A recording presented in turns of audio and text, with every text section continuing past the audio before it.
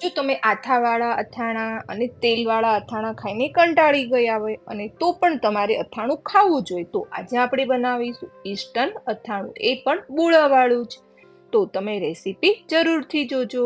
અહીંયા એક નંગ મેં કેરી લીધેલી છે, તેને ધોઈને સરસથી કોરી કરી દીધેલી છે અને તેનો ઉપરનો ભાગ નીકાળી દેવાનો છે અને આ રીતે તેની લાંબી સ્લાઈસ કરી દેવાની છે.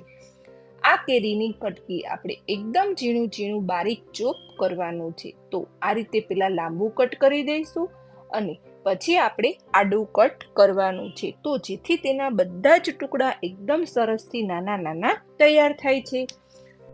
આપણા ગુજરાતી ઘરોમાં અથાણા તો જોઈતા જ હોય છે. ત્યારબાદ એક બાઉલમાં કેરીની કટકી લેવાની છે અને 2 ટેબલ સ્પૂન જેટલો આચાર મસાલો અને 1 ટેબલ સ્પૂન જેટલો ગોળ લેવાનો છે. તમે ગોળના બદલે ખાંડ પણ લઈ શકો છો. અહીંયા હું ગોળ વાપરી રહી છું.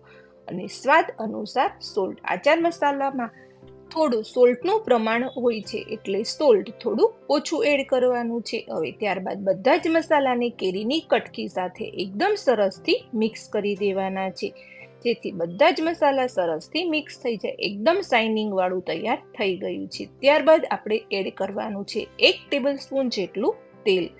તેલ એડ કર્યા પછી તેલમાં સારી રીતે મસાલાને રમટોળી દેવાના છે, જેથી કેરીની કટકી અને આચાર મસાલો અને ગોળ બધું જ સરસથી મિક્સ થઈ જાય. એકદમ કોરું પણ નહીં લાગે અને એકદમ તેલવાળું પણ નહીં લાગે. આ અથાણું એકદમ ટેસ્ટી અને લાજવાબ જેવું તૈયાર થાય છે.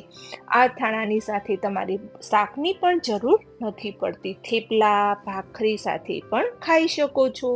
તો આ ઇન્સ્ટન્ટ અથાણાની રેસીપી કેવી લાગી કોમેન્ટ બોક્સમાં જણાવજો.